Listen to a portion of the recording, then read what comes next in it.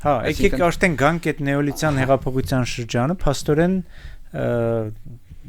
այսօրվանից եթե հաշվենք 12000, հա, մոտ 12000 տարվա վաղեմության կամ մեր թվականությունից առաջ 11-րդ հազարամյակի վերջերից արդեն մարդ արարածը շատ կոնկրետ տարածքներում խոսքը բարեբեր մահիկի տարածքն է, այսինքն առաջավոր Ասիային հատվածները, որ Զագրոսից կսկսվի, գկա Վանալճի տակով, հա, Տավրոսի, արևելյան Տավրոսի եզրով կգնա դեպի Միջերգան ծով, մինչև Որդանան։ Այդ աղեղը անվանում են բարեբեր մահիկի կամ բարեբեր կիսալուսնի տարածք։ Այդտեղ են բոլոր առաջին բնակատեղիներն այդտեղ են ձևավորվել։ Եվ այդտեղից է որ երկրագործության եւ անասնապահության առաջին սավնավորված հանրությունները հասարակությունները հանդես կգան եւ այդ հմտությունները աշճանաբար կսեն տարածվել մի քանի հազար տարվա մեջ այդ ինչ որ մենք անվանում ենք հեղափոխություն այդ հեղափոխության ընթացքը առնվազն 4000 տարվա այդպես պատմություն ունի այսինքն դա այդպես մի օրվա 10 օրվա կամ այսինքն 4000 տարվա մեջ այդ հմտությունները մարդը ձեռք կբերի եւ կսկսի արդեն տարածել մի բան էլ ասեմ ձեզ, ուրեմն դա պլեստոցենի ավարտն է, հոլոցենի սկիզբն է, այսինքն մենք հիմա հոլոցենի մեջ ենք ապրում, կա Վաղդրիաս, այդ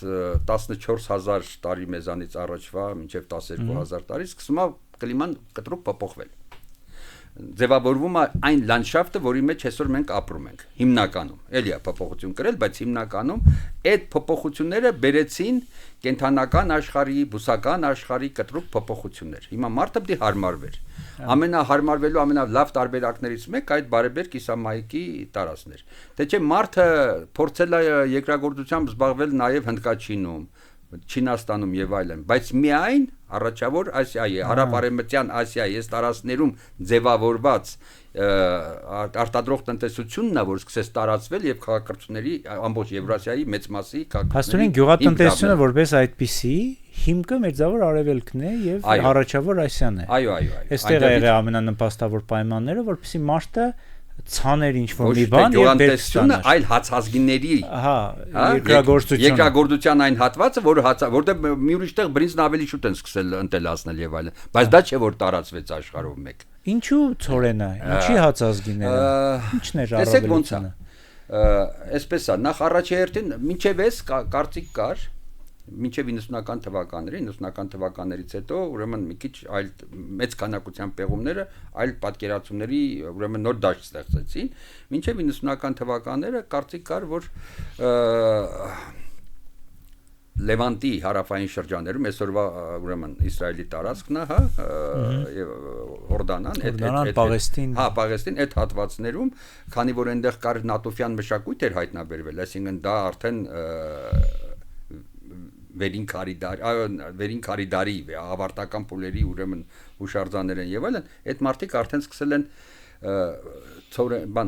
մի խոսքով հացազգիներն օգտագործել եւ այն տպավորությունը կար որ դրանց ժառանգական շարունակություն կազմող հետագայի հասարակությունները արդեն դրանք է որ պետք է այդ հացազգիները մշակեն եւ այլն բայց 90-ական թվականներից հետո մեծ քանակությամբ անալիզներ, նոր նյութեր եւ այլն պարզվեց որ ասենք այն հացազգիները որ այդ հին մարդիկ օգտագործել են եւ այլն դա ուրեմն Դիարբեքիրի հարևանությամբ գտնվող այդ արևելյան Տավրոսի հյուսիսային փեշուն տարածված վայրի տեսակներից են ձևավորվել բոլոր կենդանները այց ոչխար խոս եւ խոշոր եղջերավորները հիմնական նրանց ապրելու տարածքը դա է եղել այն կենդանները որ հետո մարդը պիտի ընտելացներ այսինքն այդ մարդը ապրել է այդ միջավայրերում Կնայեք շատ կոպիտ ասեմ բայց բախտը բերել է որ այդ տարածքում